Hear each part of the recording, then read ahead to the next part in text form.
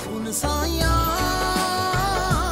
तेरे इश्क दिया खैरा मंगिया।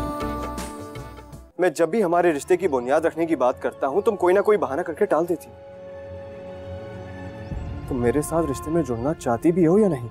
उस लड़के से मिलवाने लेकर जा रही हो हीर को।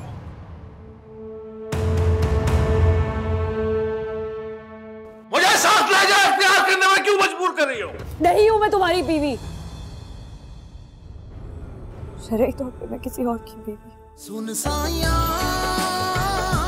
तेरे इश्क दिया खैरा मंगिया।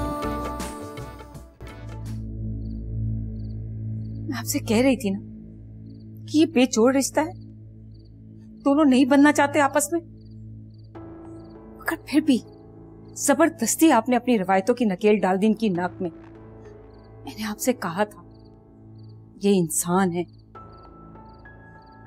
इन्हें इंसान समझे, मगर जानवरों में रहने वाले ये क्या जाने कि इंसानों में कैसे रहा जाता है और उन्हें कैसे समझा जाता है।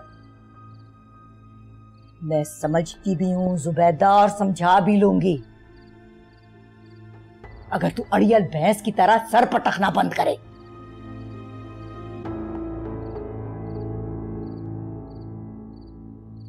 हाँ शामी, क्या कह रहे थे?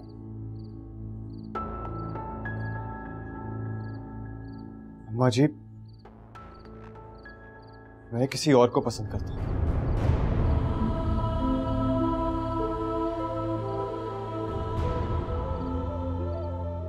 आपकी खुशी की खातिर इस रिश्ते को निभाने की बहुत कोशिश की मैंने, लेकिन हीर मुझे पसंद नहीं। देख शामी, अब हीर सिर्फ तेरी पसंद या नापसंद नहीं है, वो इस खानदान का फर्द है, हमारी गैरत है वो। इसलिए बार वाली को बार रख, उसे जितना पसंद करना है पसंद कर, सुबह शाम इश्क में निहाल रहे, मगर अपनी बीवी को गलती से भी अपनी जिंदगी से निकालने का सोचना भी मत।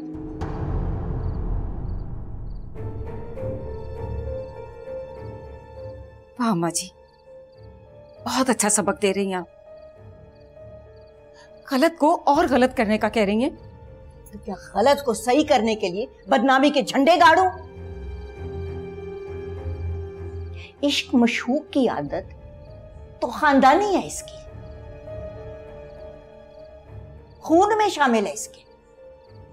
तुझे याद नहीं, इसका दादा आखिरी वक्त डोमनी पर पैसे फेंकने जाता था,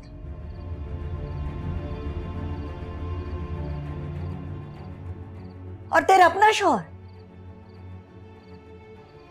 आधी रात को तुझे अकेला सोता छोड़कर 3 मील दूर जाता था अपनी मशूका को मिलने। तो ये चला जाएगा तो कौन सी अनोखी बात कर लेगा? अम्मा जी, आप समझ क्यों नहीं रही? हीर अगर आजाद हो जाएगी तो अपने फैसले खुद बेहतर तरीके से कर सकती है। वो कम से कम किसी ऐसे शख्स के साथ तो रह सकती जो उसकी कदर करना जानता होगा, वरना सारी जिंदगी इसी गैरत की कब्र पर सिसकती रहेगी। वो सिसकती रहे, घुट घुट के मर जाए, मगर इससे ज्यादा छूट मैं तेरे बेटे को नहीं दे सकती।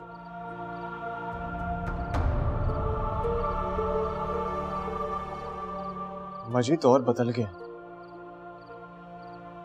अब ये रवायती बातें बेमायने हो गई।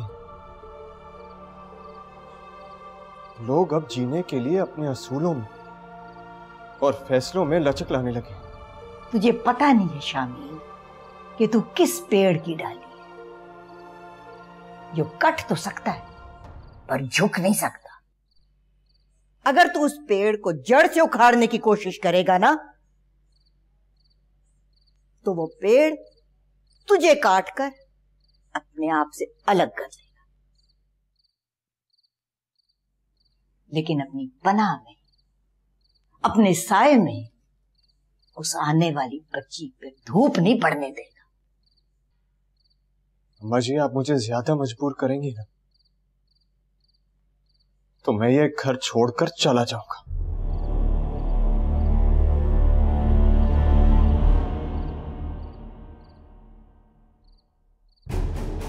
घर छोड़ के चला जाएगा तू?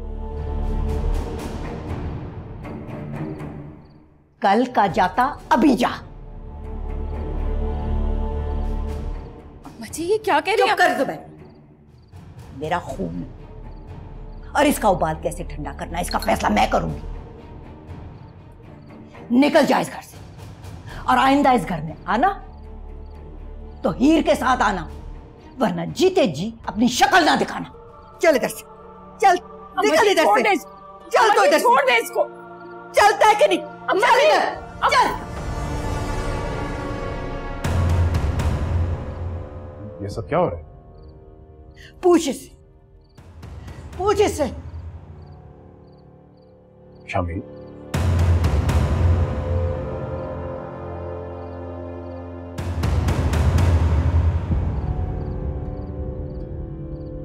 सुन साया तेरे इश्क दियां खैरां मंगियां।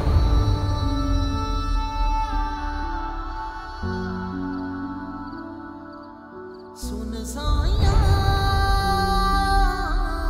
तेरे इश्क दियां खैरां मंगियां।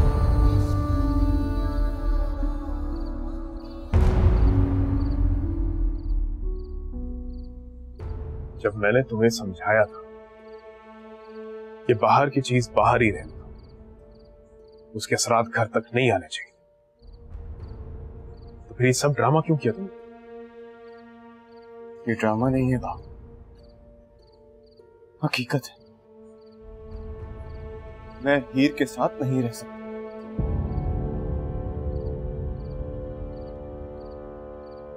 क्या समझते तुम? इतना आसान है? तूने कहा तू हीर के साथ नहीं रह सकता और बस फैसला हो गया। बहुत मुश्किल है बेटा, उतना ही जितनी मुश्किल से ये रिश्ता मिला था। शफी चाचा ने तो इतने सालों में पूछा भी नहीं, भूल गए थे गैरों की तरह। लेकिन बाबा की ख्वाहिश, उनकी वसीयत मैंने पूरी करवाई थी। वो मजबूर थे इस रिश्ते को देने के लिए, और अब हम मजबूर हैं इस रिश्ते को निभाने के लिए।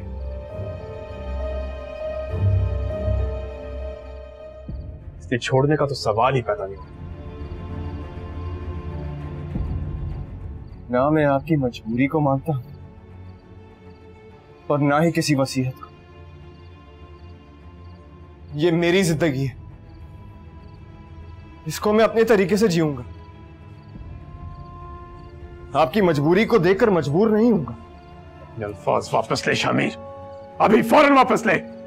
तू क्या समझता है मैं अपने खानदान, अपने असूलों, अपने रिवायात के लिए अपनी जान दे सकता हूं, तो क्या जान ले नहीं सकता? चाहे मेरे सामने मेरा सगा भाई क्यों ना खड़ा हो।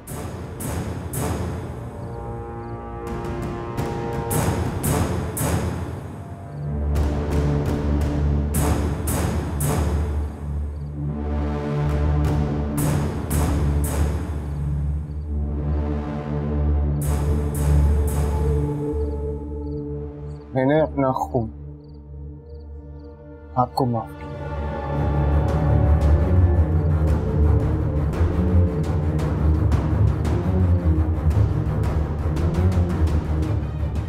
अम्मा जी, अम्मा जी, अम्मा जी, क्या हुआ है? कुछ बोल भी। अम्मा जी वो कैसर ने ना शब्द।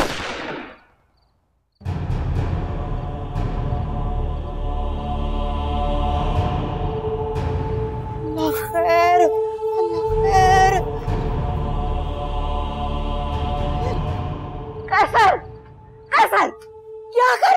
भाई की जान ले रहा था। जान ले नहीं रहा था, जान दे रहा था, दे चुका था अगर ये कमबख्त ना रोकता मुझे।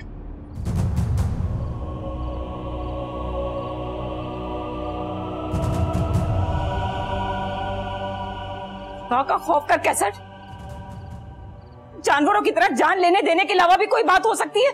इंसानों की तरह बैठकर कोई हल निकालो। सिर्फ एक हल है, कह दे से हीर को वापस ले आए, वरना कल मैं सबके सामने अपने आप को गोली मारूंगा।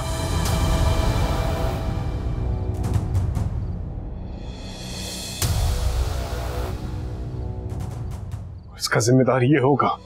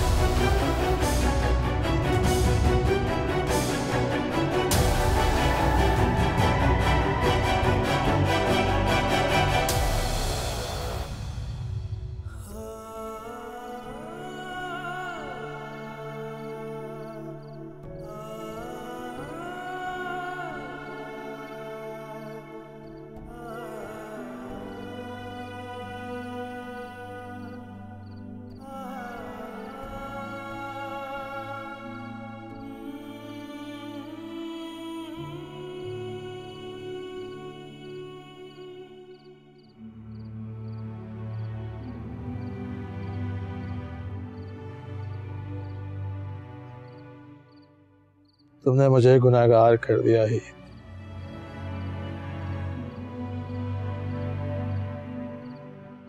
दीन और दुनिया दोनों खराब कर दी। गलत कह रहे हैं बाबा। आपकी दुनिया बचाने के लिए मैंने अपनी दिनों दुनिया दांव पे लगा दी।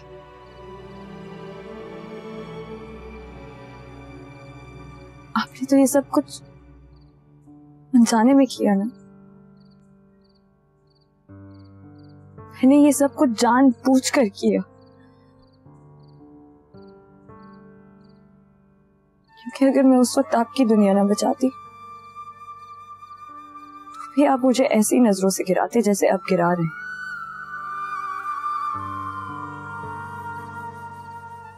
लेकिन मैंने आपकी अच्छी बेटी बनने में कोई कसर नहीं छोड़ी। मुझे जैसे ही अपनी गलती का एहसास हुआ, मैंने उसी वक्त अपनी गलती को सुधारने की हर मुमकिन कोशिश की। अगर आपको मेरी बात पे शक है तो आप मामा से पूछ सकते हैं।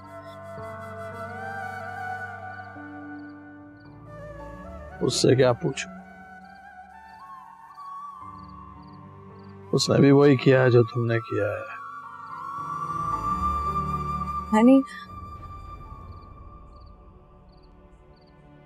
यानी हम औरतों को मोहब्बत करना आती ही नहीं, ना बाप से, ना शोहर से, और ना बेटी से। हमें सिर्फ डरना आता है। दीन क्या कहता है, लोग क्या सोचते हैं, रिश्ते क्या चाहते हैं, हमें सिर्फ इन्हीं चीजों में उलझना आता है।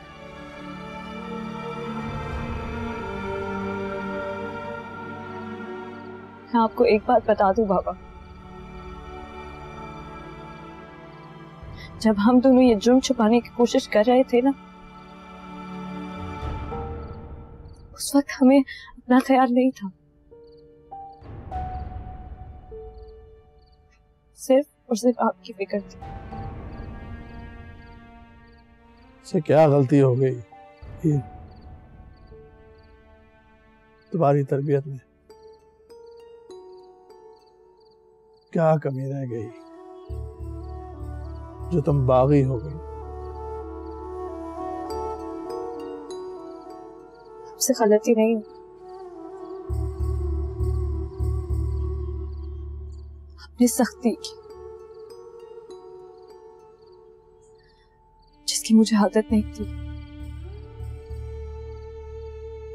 आदत तो तुम्हें चोरी करने की भी नहीं थी।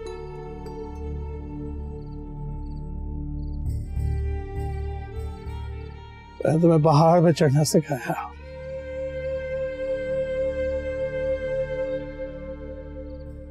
लेकिन तुम तो दीवारें टापने लगी। ये सब कुछ तो मैंने तुम्हें नहीं सिखाया था।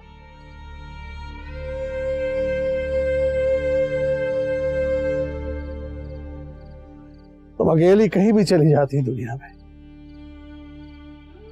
कहीं भी रह लेती, तो ये ना करती, ये रास्ता इख्तियार ना करती।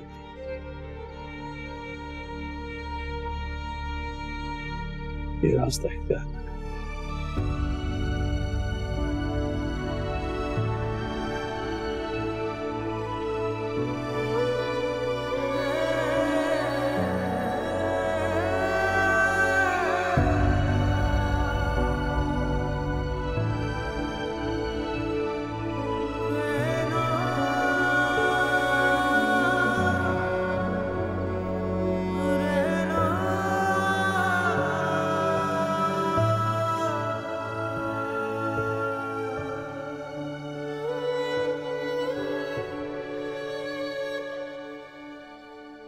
शामिर बेटा, घर छोड़ने के बारे में सोचना भी मत। तू जानता है कैसर बहुत जिद्दी है।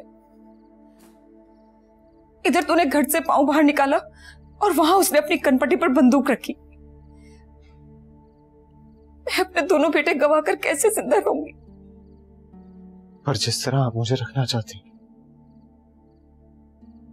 उसमें कैसे जिंदा रहूंगा? मुझे तेरी घुटन, तेरी बेबसी का एहसास है, लेकिन सिर्फ एहसास, इख्तियार नहीं है बेटा। तू जिस बाप दादा का खून है ना, वो सिर्फ रिवायात को जीते थे। ख्वाहिशात का कोई अमल दखल नहीं था उनकी जिंदगी में। कठपुतली थे वो सारे के सारे, रिवायात की डोर में जकड़े हुए। इसीलिए डोर तोड़ कर जा रहा हूं। अपने बाप दादा की तरह रवायात के इस फंदे में सांस नहीं ले सकता हूं।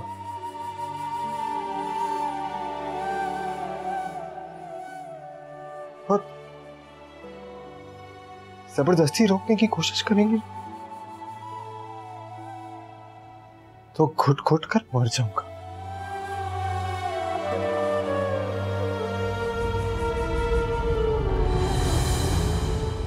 ठीक है शामिर, तू अगर अपनी भाई की लाश पर से गुजरकर अपनी मंजिल पाना चाहता है, अपनी मर्जी की जिंदगी जी सकता है, खुश रह सकता है, तो जा। नहीं रोकूंगी मैं तुझे, बिल्कुल नहीं रोकूंगी तुझे।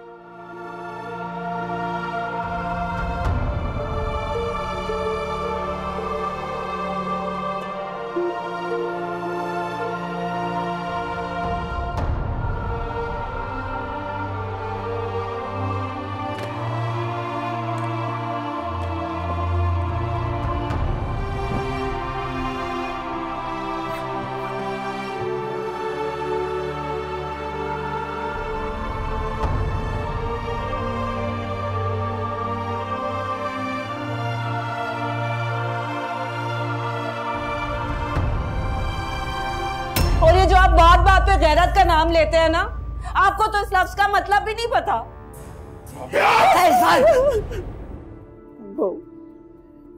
बेटा, बेटा, शामिर की गलतियों की माफी मांगने आई हूँ तुम लोगों से। अम्मा जी, अब हाथ तो मत जोड़े। सुन साया तेरे इश्क दिया खैरा मंगिया।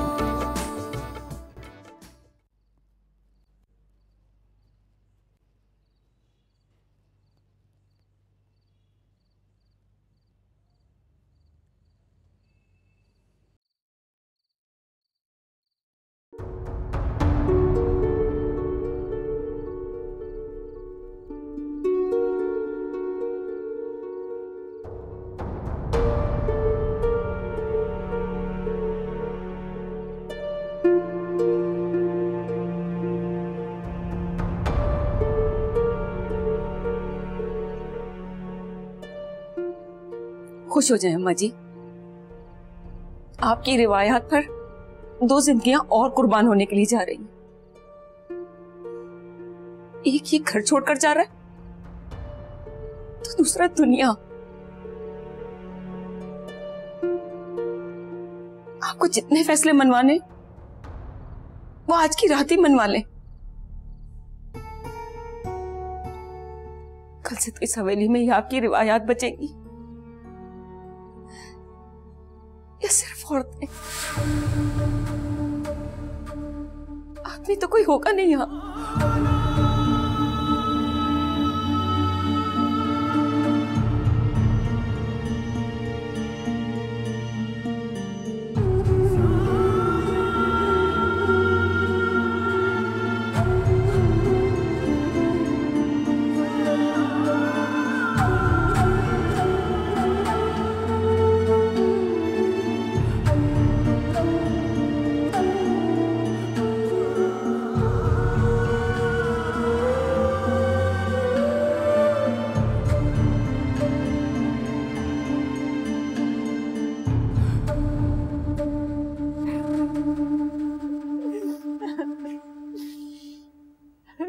चुप हो जा राबिया, चुप। ये ना शामिर का गुस्सा मैं तुम पे उतार दूं। तो उतार दे कैसे? मार दे जान से मुझे। बेवा होने से तो बेहतर है मैं आपके हाथों मर जाऊं।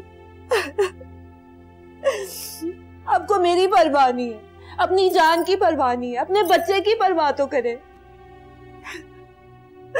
उस मासूम का क्या कसूर है? वो क्यों आपकी मामूली सी जिद के लिए यतीमी की जिंदगी गुजारे?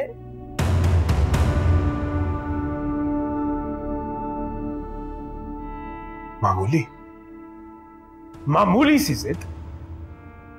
राबिया, ये इज्जत और गैरत का मामला है। कैसी गैरत? कैसे? खुद को दुनिया के 4 सवालों से बचाने के लिए अपनी जवान बीवी, मासूम बच्चे, बूढ़ी दादी और बेचारी माँ को दुनिया के रहमो करम पर छोड़कर खुद को गोली मारने में कैसी गैरत? कैसे? और ये जो आप बात बात पे गैरत का नाम लेते हैं ना, आपको तो इस लफ्ज का मतलब भी नहीं पता।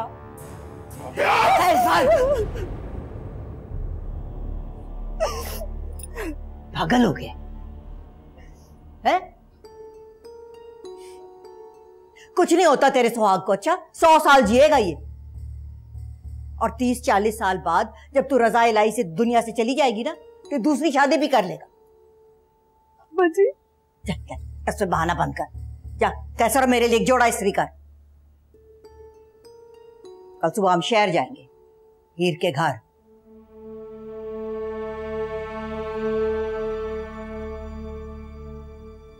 खड़ी देख क्या रही है? जा।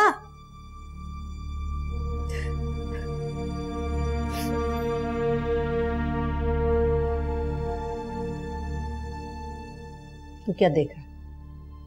बात समझ नहीं आई तुझे? है? घर का सरबराह बनकर बैठ गया, बस जरा भी अकल नहीं है तुझे। और मैं तो उसे धमकाने के लिए घर से निकाल रही थी, तू अपने ऊपर ही पिस्तौल तान कर खड़ा हो गया।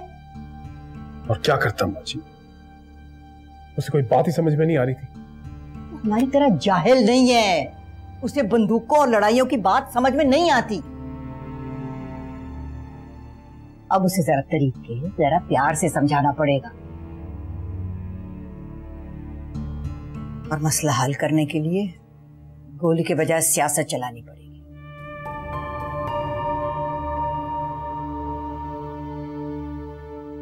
समझ रहा है ना तू? समझ रहा हूं मुझे। चल साथ थूक दे।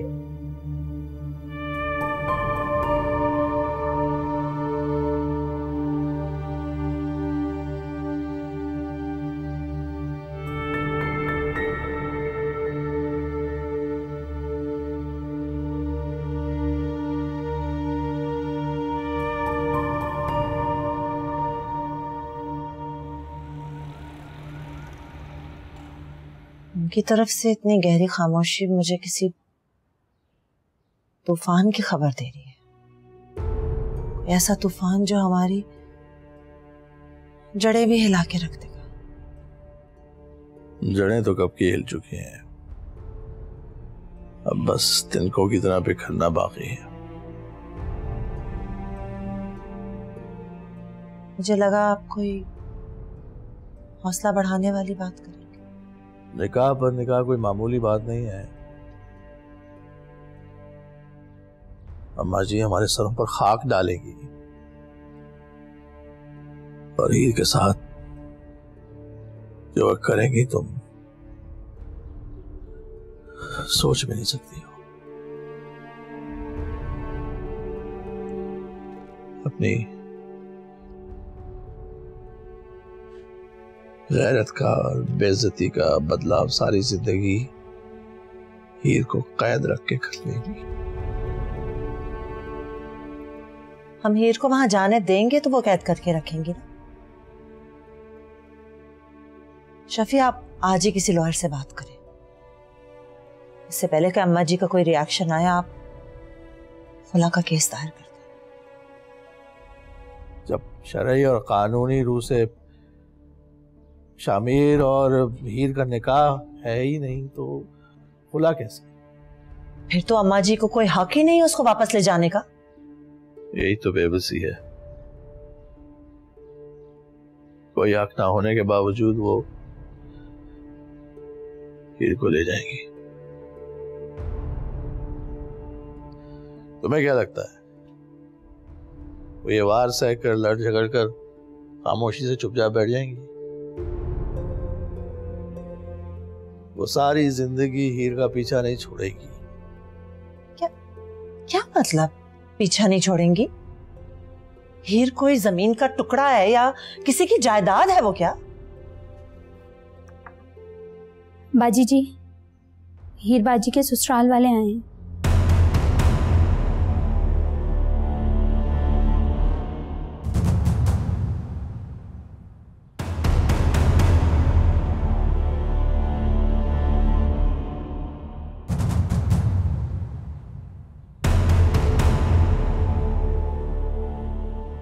अस्सलाम वालेकुम माँ जी।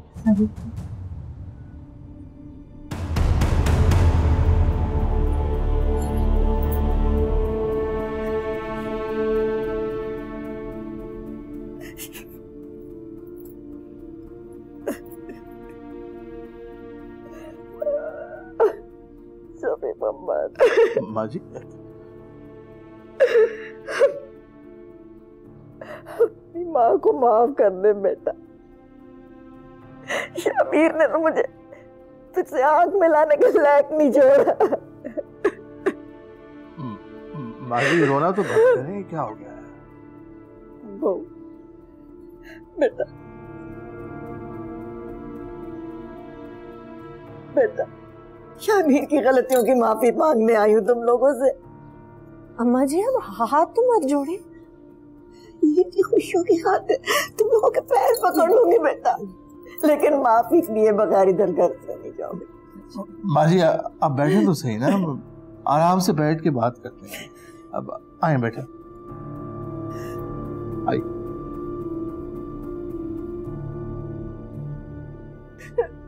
बैठ। क्या अब ये पानी पी।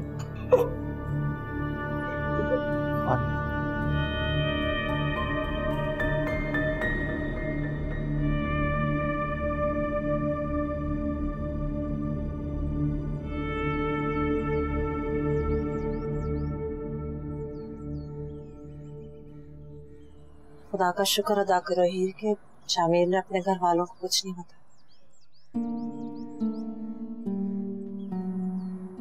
बल्कि उसने तो सारा इल्जाम खुद पे ही ले लिया। शायद तुम्हारा कोई जज्बा, कोई नेकी कुदरत को पसंद आ गई हीर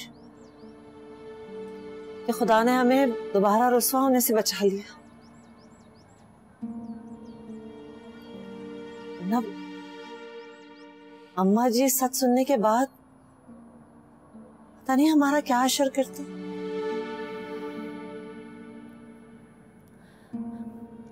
मुझे लगता है हीर कि शामिर सब कुछ जानते हुए भी तुमसे रिश्ता रखना चाहता है, इसीलिए उसने अम्मा जी को यहाँ भेजा था। मैं ऐसे नहीं जाऊंगी अम्मी।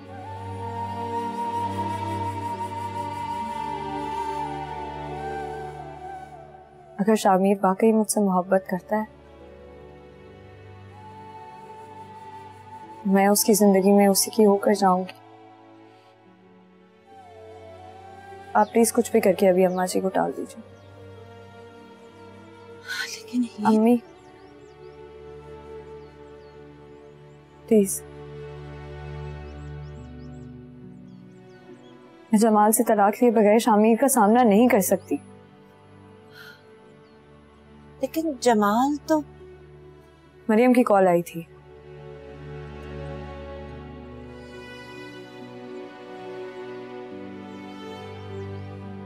उसने जमाल को वापस बुलाया।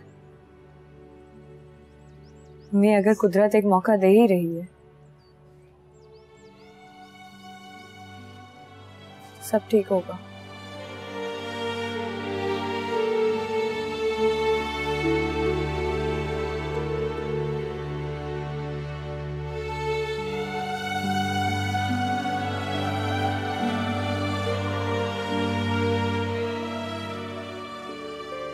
माँ जी, मेरे ख्याल में तो आपको दोनों बच्चों को सोचने के लिए थोड़ा वक्त और देना चाहिए। हो सकता है। देख मेरी बात सुन, हम लोग मर जाएंगे ना, उन्हें आप पे ही वक्त मिल जाएगा। लेकिन जब तक हम जिंदा हैं, उनकी जिंदगियों के फैसले हमने करने हैं। उन्हें क्या पता क्या सही है क्या गलत है। तू बुला हीर को, मैं आप उससे बात करूंगी। वो शैला लेने गई है। आ रही। हीर नहीं आई? नहीं अम्मा जी, वो ठीक है भाई, गुलाम रसूल की बहू है, इतना नखरा तो दिखाएगी ना। चल खैर, मैं आप जाके उससे बात कर लेती हूँ। चल आ है ना जी? है हाँ, मैं जाती हूँ, देखा हुआ मैंने उसका।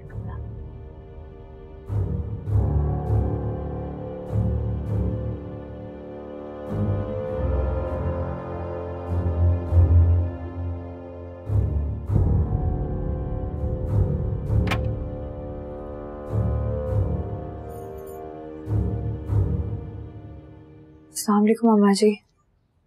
वालेकुम सलाम। क्या बात है हीर, शामिर का गुस्सा तो मुझ पर उतार रही है, इसीलिए मुझे मिलने नहीं आई? नहीं अम्मा जी, वो मैं पता है तू उसके साथ रह रह के ना उसकी तरह नालायक होती जा रही है। पर अच्छी बात है, बीवी शौहर के रंग में जितना जल्दी रंग लेना, उतनी जल्दी उसको अपना लेती है। संभल जाएगा, थोड़ा वक्त लगेगा, उसे ठीक हो जाएगा, फिक्र ना कर। इधर देख मेरी तरफ। तुझे पता है मैं 13 साल की थी जब तेरा दादा मुझे दुल्हन बना के लाया था, और तेरा दादा जब जवान 21 साल का था, और शामिर की तरह गीला और मगरूर। और तुझे पता है पहली रात उसने मुझे क्या कहा था? तू बाबा जी की नूह बनकर आई है, मेरे दिल में तेरे लिए कोई जगह नहीं है। फिर क्या? मैंने भी उससे कहा तो ठीक है, मैं बावी जी के कमरे में रह लूं।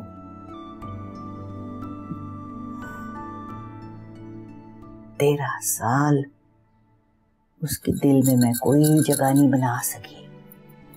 13 दफा वो मुझे मेरे मैके छोड़कर आता था, और वहां मैं बस 13 दिन रहती थी, वापस आ जाती थी ससुराल। डांटता धुतकारता था, यहां तक कि मुझे छोड़ के किसी और के पास जाता था।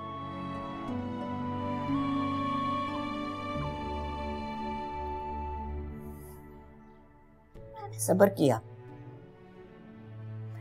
फिर जब मैं 26 साल की हुई ना, तो अल्लाह ताला ने मुझे सब्र का फल दिया।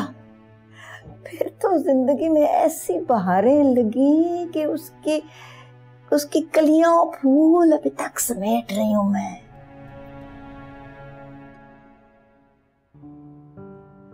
अब तेरी बारी है हीर। हो सकता है तुझे मुझे ज्यादा सब्र करना पड़े, पर देख मैं तो बच्ची थी, कुछ मुझे समझ नहीं थी, कुछ अकल नहीं थी, पर तू तो माशाल्लाह से तू बालिग है बेटा, तू बालिग है, पढ़ी लिखी हुई है, समझदार है। तू चाहे तो बड़ी खूबसूरती से सब कुछ संभाल सकती है।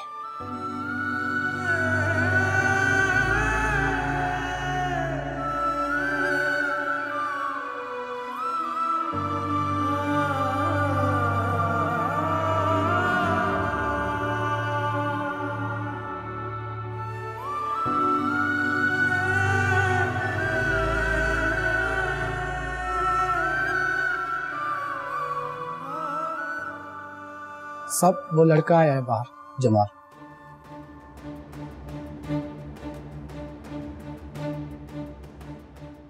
अच्छा तुम जाओ।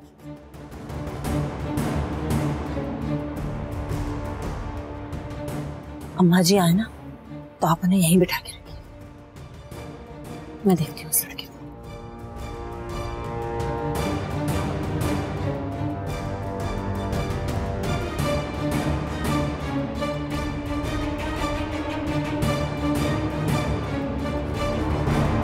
सुन साया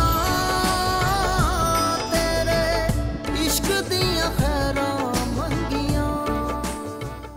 आप जानती हैं कि मेरा फौरन जमाल से मिलना कितना जरूरी है, आपने फिर भी उसे वापस भेज दिया। Just relax. अम्मी क्या रिलैक्स? उसके पास उसका फोन नहीं है, मैं उसे कैसे कांटेक्ट करूंगी अब? वो मुझे बता के गया है कि वो मरियम के घर जा